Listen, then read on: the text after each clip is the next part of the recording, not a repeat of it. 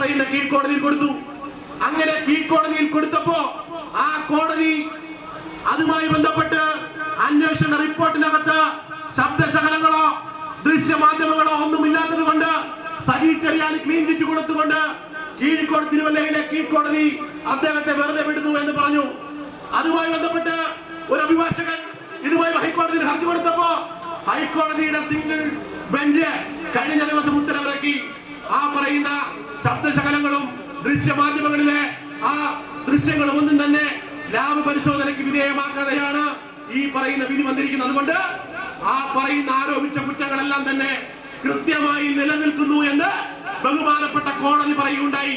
അതുമായി ബന്ധപ്പെട്ട് അന്ന് തന്നെ ഈ സജി ചെറിയാൻ എന്ന് പറയുന്ന മന്ത്രിക്കെതിരെ ക്രൈംബ്രാഞ്ച് അന്വേഷിക്കണമെന്ന് ഈ പറയുന്ന സിംഗിൾ ബെഞ്ച് ഉത്തരവിടുകയുണ്ടായി.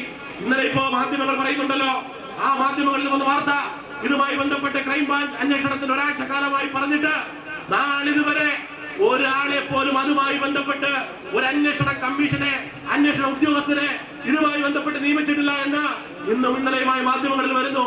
ഞങ്ങൾക്ക് പറയാനുള്ളത്, ഞങ്ങളുടെ നേതാവ് ശ്രീ രാഹുൽ ഗാന്ധിയുടെ നേതൃത്വത്തിൽ ഇന്ത്യൻ ജനാധിപത്യത്തിന്റെ നെടുന്തൂണായ ഈ കോൺസ്റ്റിറ്റ്യൂഷൻ ഉണ്ടല്ലോ, ഈ ഭരണഘടന ഉയർത്തിപ്പിടിച്ചുകൊണ്ട് നടത്തുന്ന ഈ പ്രക്ഷോഭങ്ങൾ നിങ്ങളെല്ലാവരും കാണുന്നതാണ്, ഈ രാജ്യമൊക്കെ കാണുന്നതാണ്. BJP ഒരു സൈഡിൽ ആ ഭരണഘടനയെ ആക്ഷേപിച്ചുകൊണ്ട് ഭരണഘടന ഇല്ലാതാക്കുവാൻ ശ്രമിക്കുമ്പോ പ്രിയപ്പെട്ട സന്ദീപ് വാര്യർ എന്ന് പറയുന്ന ഇന്ത്യൻ നാഷണൽ കോൺഗ്രസിലേക്ക് കടന്നു വന്നുകൊണ്ട് വർഗീയതയിൽ നിന്ന് മുക്തി നേടി പ്രസ്ഥാനത്തിലേക്ക് കടന്നു വന്നപ്പോ അദ്ദേഹം അടക്കം പറഞ്ഞതാണ്, വെറുപ്പിന്റെ കമ്പോളത്തിൽ നിന്ന് സ്നേഹത്തിന്റെ കടയിലേക്ക് കടന്നു വരുന്നു എന്ന് പറയുമ്പോ ഈ ഭരണഘടനയെ അവർ നാമാവശേഷമാക്കാൻ നോക്കിയാണ്. അതേ നിലപാടാണ് ഈ ചെങ്ങന്നൂരിലെ MLA ശ്രീ സജി ചെറിയാൻ തുടരുന്നതെങ്കിൽ സജി ചെറിയാനോട് ഞങ്ങൾ പറയാൻ ആഗ്രഹിക്കുന്നു, ആലപ്പുഴയിലെ യൂത്ത് കോൺഗ്രസിന്റെ ആലപ്പുഴയിലെ KSUവിനെ സജി ചെറിയാൻ നന്നായി മനസ്സിലാക്കിയിട്ടുണ്ടല്ലോ.